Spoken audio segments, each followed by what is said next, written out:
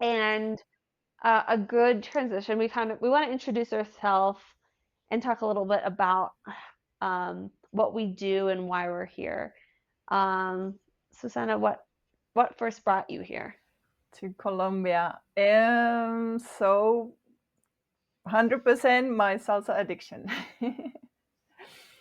I'm addicted to salsa, and I have been even before I came to Colombia. And the first time I came to Colombia was to Feria de Cali, the Cali City Fair in 2012, December, because I wanted to live salsa.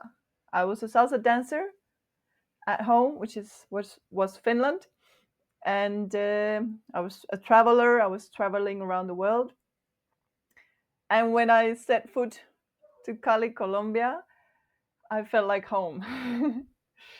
I felt like home, and I was traveling here. I already knew kind of like what I was coming to. I knew I was coming to the world salsa capital, and that's why I had 4 months. I came here for 4 months on that first trip just to travel around Colombia.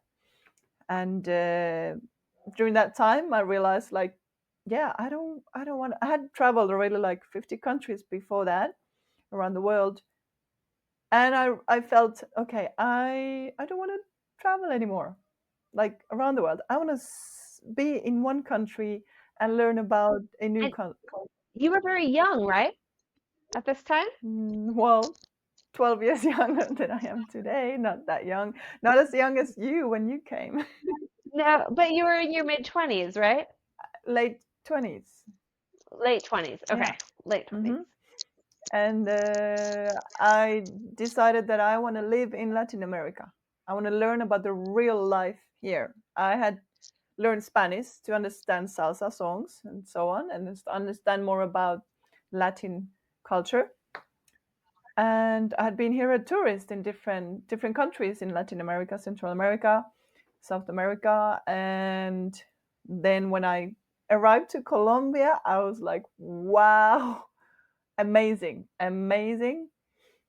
And when I went back from my travels to Finland, during a few months in 2013, when I was back from the travel to Colombia, I was like, okay, yep, I don't want to travel anymore. I want to live in Colombia, see what I can do there.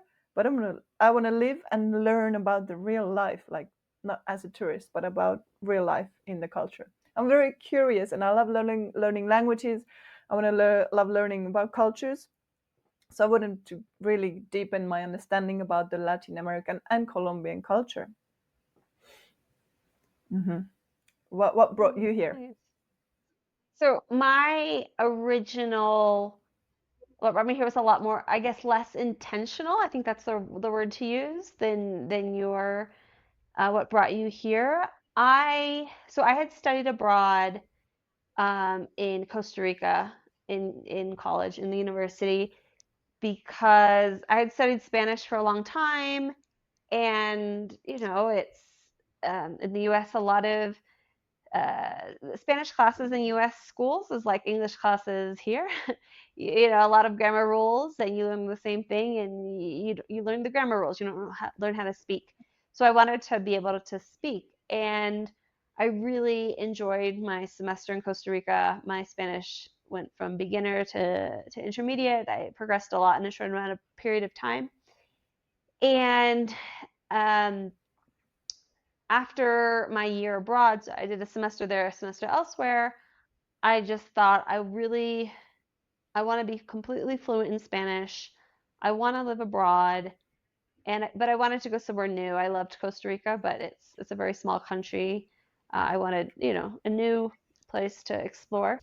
So I wanted to go back to Latin America because I really liked I really enjoyed my time in Costa Rica, and I wanted to go back to Latin America, but I felt like I wanted to go somewhere new, explore something, a new place.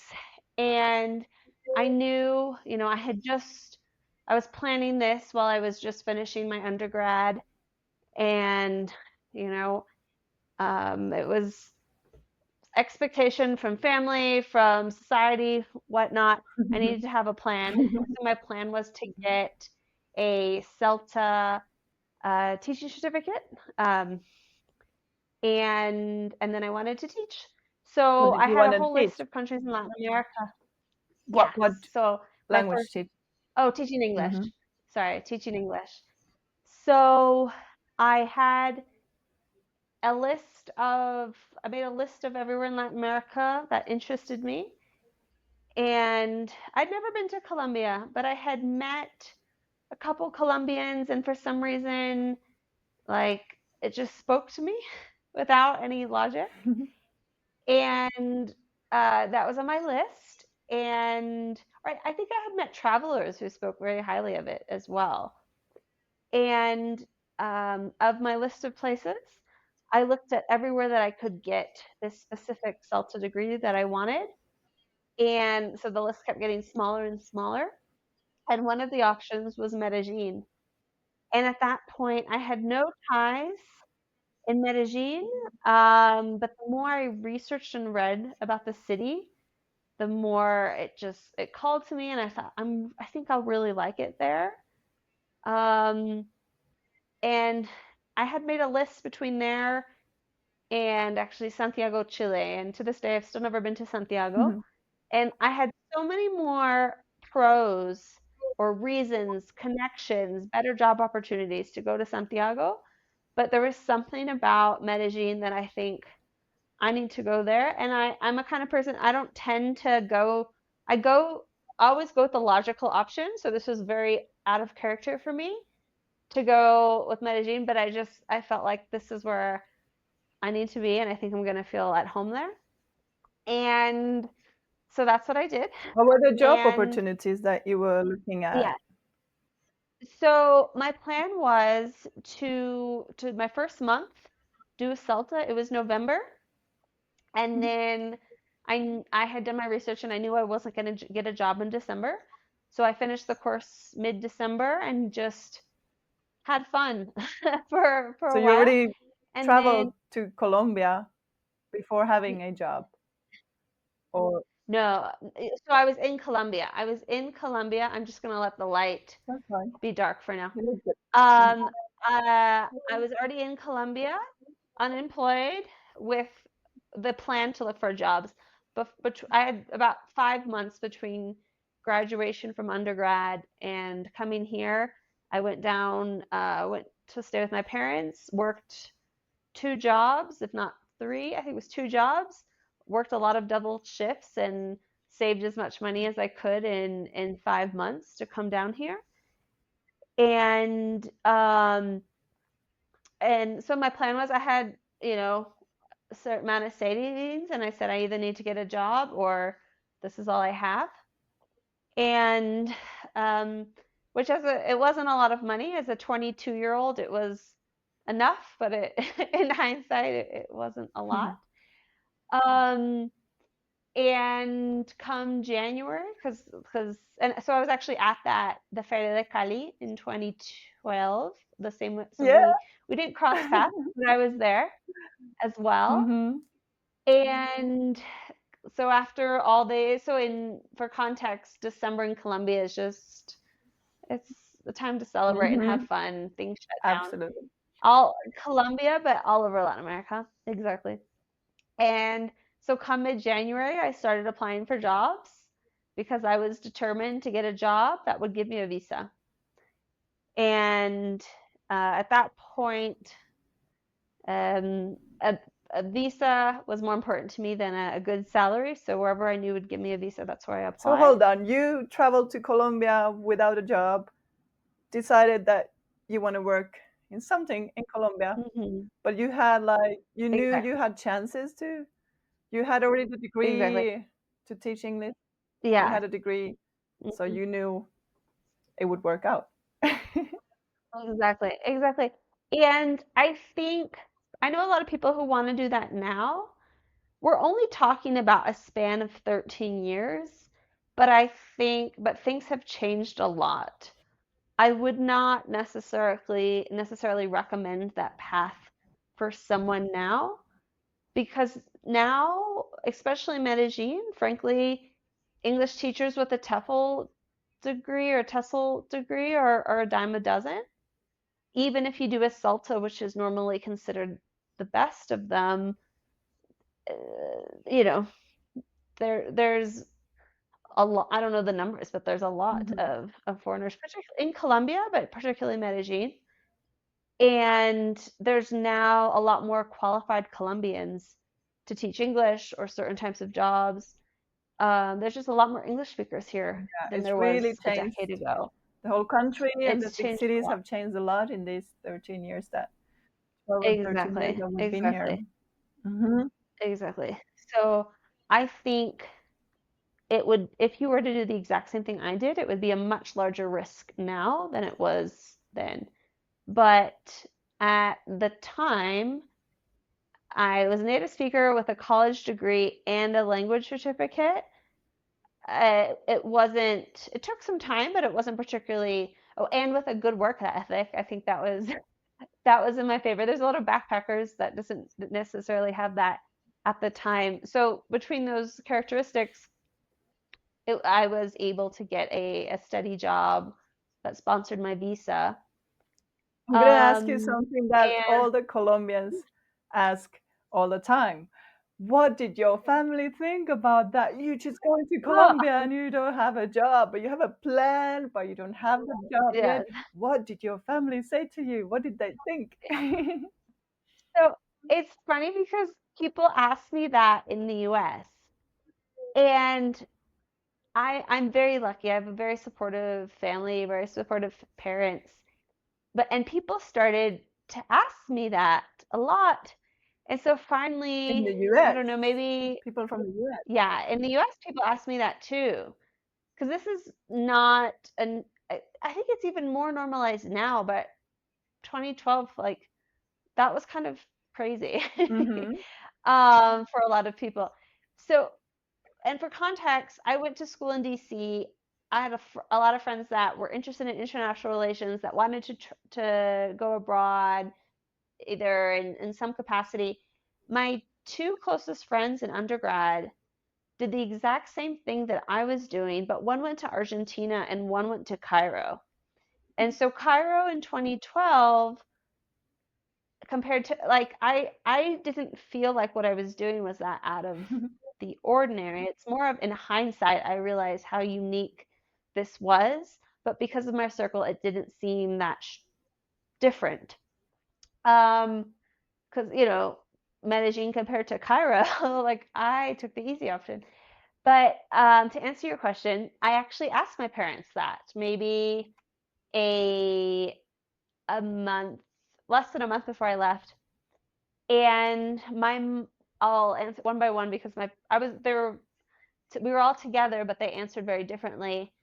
Um, my mom, my mom didn't quite get it, didn't understand why I wanted to do it, but she said, because there was at one point her and I had a bit of a fight. She said, "Yeah, you want to move to Latin America, but that's and but that's just a dream." And I remember showing her.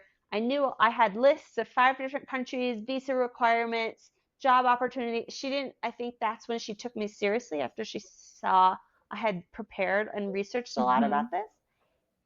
And so eventually she said, she's like, I get it. You want to do your own thing. And kind of the joke in my family, my mom's originally from Arizona.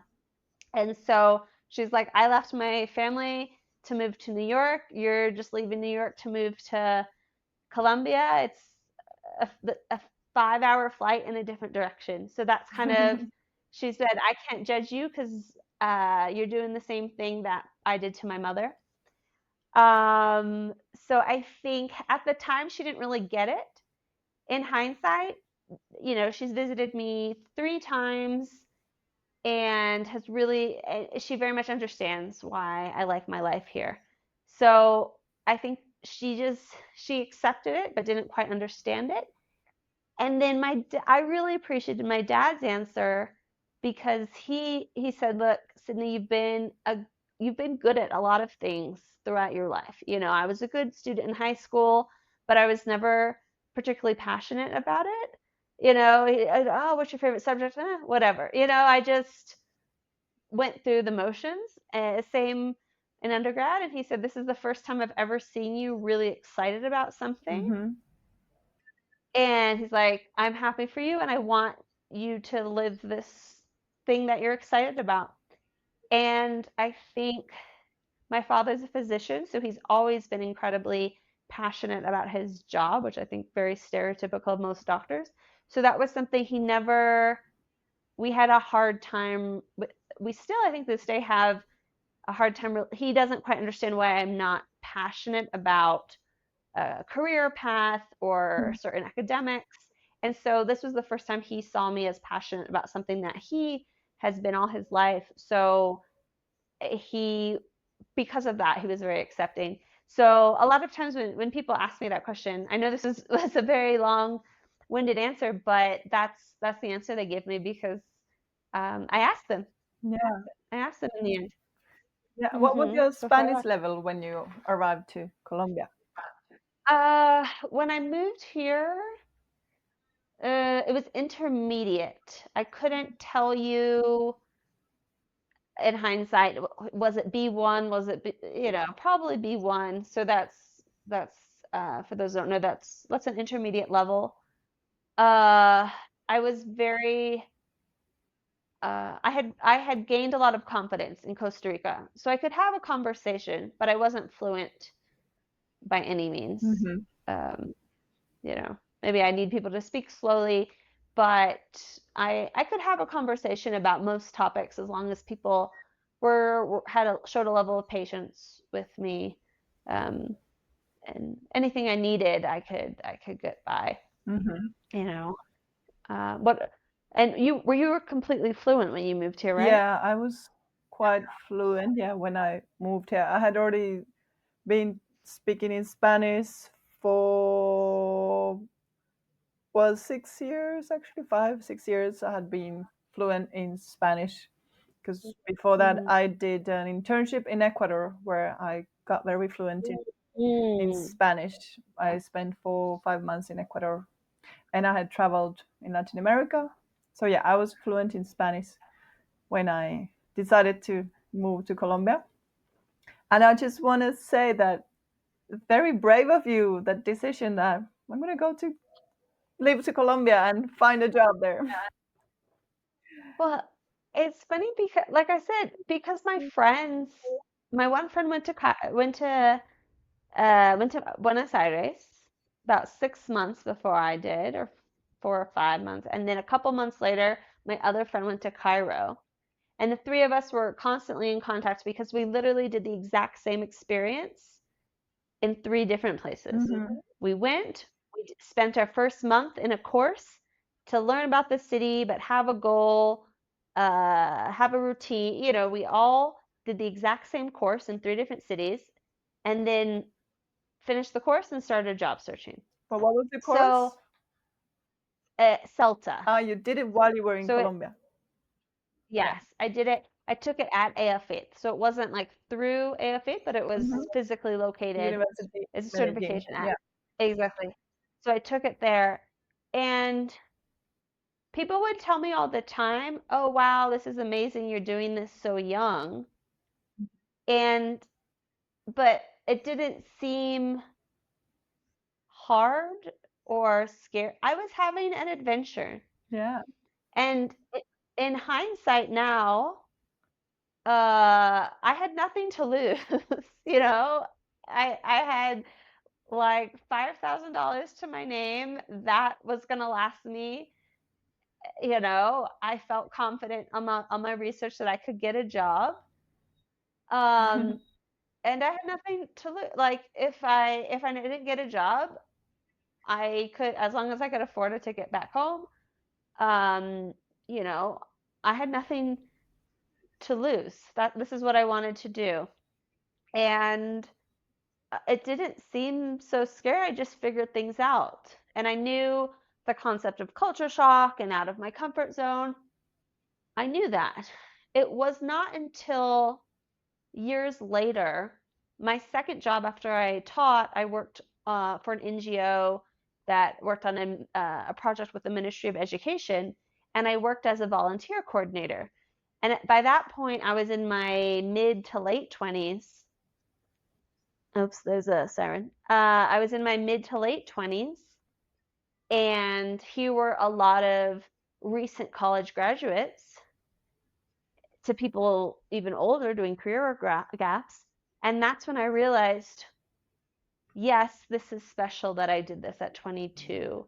Not everyone could do, when I was in a room with 300 people between the age of 22 to 25, and they needed me to hold their hand for just about everything, Hmm. even those who spoke Spanish, that's when it clicked of like, no, this is something unique.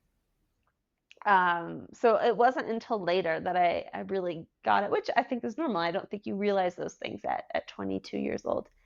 And then um, it was uh, like 2 years ago, I went on a first date, and it was a mediocre date, but he said one thing that really stuck with me. He said, "You seem to take a lot of risks for someone who's risk adverse." And like I said, it wasn't until hindsight that I really saw it as a risk, because at the time I had nothing to lose and I was having fun. Yeah, adventurous girl, but you're a peaceful Mhm. person, but you're adventurous and you're curious, and Mhm. Mhm. that's what joins us too. And Mhm. at that time, 2012 and 2013, to remember, Mhm. Colombia was still in a civil war in theory and practice. Yes. Not it didn't happen like Yes. in the cities where we were living, but Mhm. in theory and practice, it was a country Mhm. in a civil war, a country in war. It Yeah. didn't It affect was. really our lives, No. but it affected the country. And yeah, we will Yeah. discuss about these issues later on the podcast with Yeah. different themes. But yeah, And that was the reality. yeah, and like we've said, like even though I think especially in your 20s, there's a big difference of a couple years. Now that we're in our 30s, our age gap doesn't seem profound at all. But in our 20s, it probably felt more. And maybe you were more probably educated or informed about it. But at least from my experience, at 22, I knew what was 12. happening with the political climate in Colombia, but historically, particularly paisas, people in Medellin, didn't talk about it.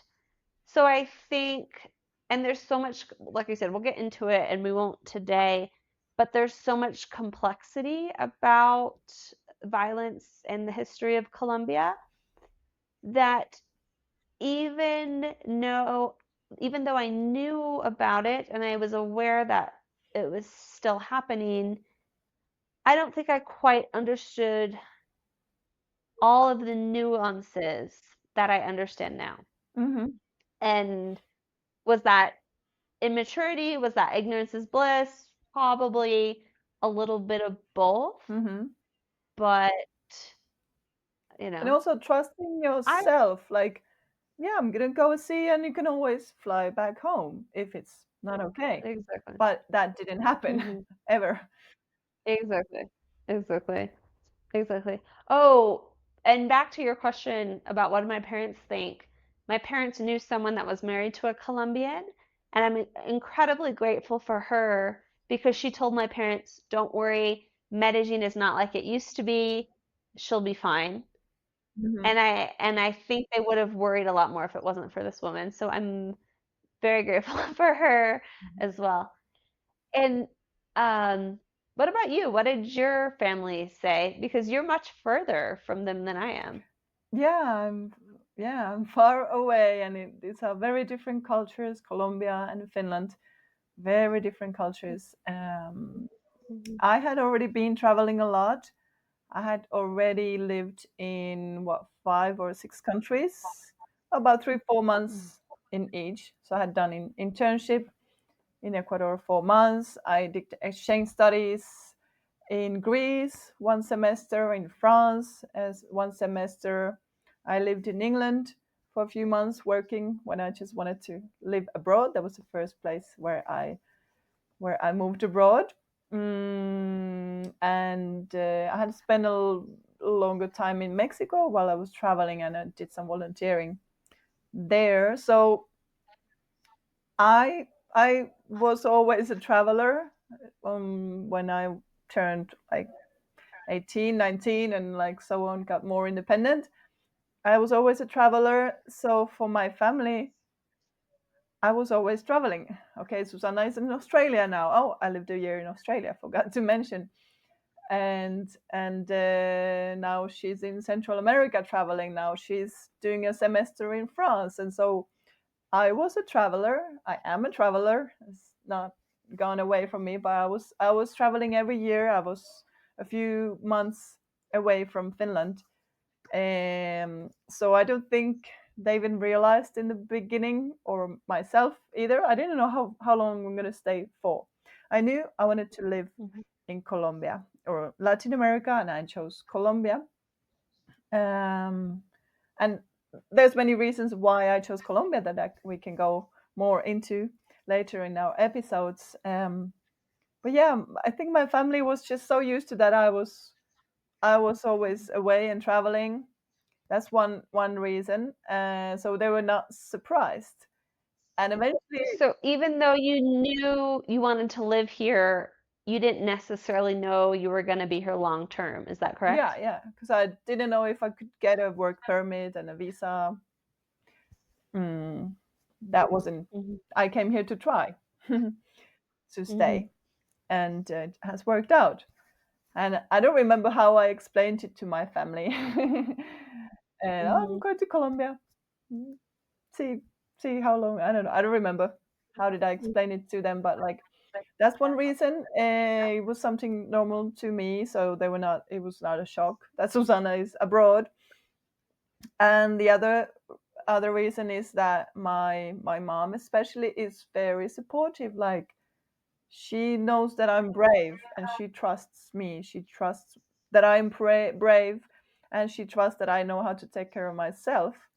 And she says that to me. So, and she's happy for me if I'm happy. That's Hmm. the little that as a Finnish culture we use in words. That's what she says, and that's always like the backup that I have. Like when I had all my travel plans, I'm gonna move to Australia. If that makes you happy, go for it. Go for it when you're young. Go for it, and like when you can, and all that. So there's always been Yeah. this support, like emotional, mental support. And third reason is that in Finland we're grown up very independent. So compared to Colombian culture, which it doesn't really happen that way when you're raising children, it's not about raising them independent when they're 18. And it has this good side and bad side, but that's the Finnish culture, very independent culture. Hmm. Yeah. And I think both of us just talked about this to answer the question. And at least for me, I think I'm reflecting on like growing up in general much more than I expected to today. But I find as I've gotten older, I realize how special it is to have such a support from your family, from your parents particularly. Hmm. And I'm privileged enough to grow up with so much support with my from my parents. It sounds like you as well. And at least for me, I took for granted that that's not normal. A lot of people don't have parents or mother or father or someone saying, as long as you're happy, Hmm. that's okay. That's what matters. And that's a privilege in so many ways, whether it be just having that person, also, the financial privilege to choose to do what you want to be Hmm. happy versus putting food on the table, you know, and that's something as I get older, I realize how incredibly lucky Yeah. I was, and it sounds like you had the same type of support growing Yeah, up. yeah, and it's true. I didn't really realize it then, but I realize it now, and that has a big effect on why I'm here now today. And I start realizing it now when people see me here, like, "Wow, you did that. You live here. You came on your own." And then they say that, "Yeah, I dream about that, but my mom is so scared." Like that, they talk about how their Hmm. family isn't supportive, or they just talk about their prejudice and like don't give that courage to them. It can be something mild, but just a few words. It's either Yeah. supportive or it's scared for them. So it Hmm. does have an effect. Yeah. Absolutely. And I remember not so much as moving to Colombia, but when I wanted to study abroad, similar people like students would say, "Oh, well, I want to study at this place, but I'm going to Europe because that's the only thing my parents will let me do." And it surprised me because when I decided where I wanted to study abroad, I didn't ask my parents for permission. I had a scholarship that would help me fund that. So which I understand if your parents are paying for something, maybe it's different dynamic, but it didn't occur to me to ask them for permission, but I knew I didn't have to. Hmm. I knew my parents trusted that I had wanted to go in a program that I could maintain my scholarship and that my university would count my credits.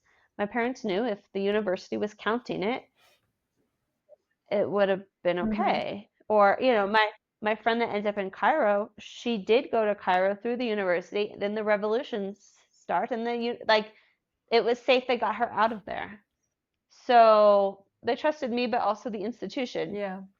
So it was like you're saying, that's always like a very strange thought for me, but I'm fortunate enough to come from a very loving and supportive Yeah, environment. yeah. And both of us, we've been independent. So the support from my family isn't that they help me find accommodation, da da da. No, it's just kind of like the emotional support that we know what you're doing, we trust what you're doing. That's how my Hmm. family is. Like they don't get too involved. They're not travelers Hmm. like I have been a little bit, but like I've been the most traveler in my Hmm. family, so they know I can manage my things, and it's just like this emotional support and acceptation. Like, yeah, you do what makes you happy, and I know I trust you can take Hmm. care of yourself. That's it, but that is the base, the backbone there as a support. Hmm. Yeah. And I assume your parents like mine, because the exact same thing. They weren't looking at my flights. That was that was on me. Hmm.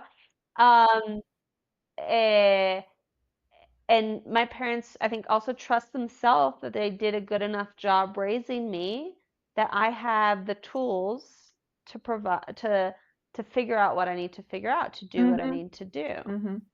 Um, and and I think as a kid, my mama said, my job is to set you up for success in life and then let you fly. And it sounds like and that's something, that was hopefully, um, this is like an extra benefit for me for us doing this together. Is obviously we're close, but we've never had this conversation. But now, listening to this, and we had very similar, I think, parental philosophies raising Hmm. us, it sounds Yeah, like. to become independent. Hmm. That's it, and that's Hmm. yeah, that's what Colombians are often surprised. Like on your Hmm. own, what about the family? But like, yeah, but we are raised independent, and it's about me Hmm. doing my life the way I want, and not the Hmm. way they Yeah. expect or wish or want me to do. So it's in the culture too, Hmm. where I Hmm. grew up, and in the family. Yeah. Yeah.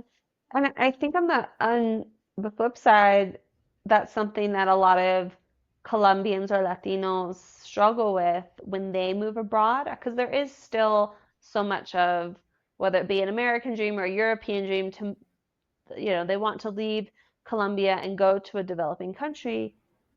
And what I've met a lot of Colombians say, if they're in the States or if they're in Europe, they talk about how lonely they are because they don't have a community, you Mm-hmm. know? Even if they meet friends or coworkers, they don't have people. Whereas, like we talked about earlier, you and I we're independent, but we've also embraced that aspect of Colombian culture to embrace and create a sense of community, to create a Mm-hmm. family. And now I consider myself so lucky because I have a family that supports me back home, but I also have this chosen family here that I've curated by myself.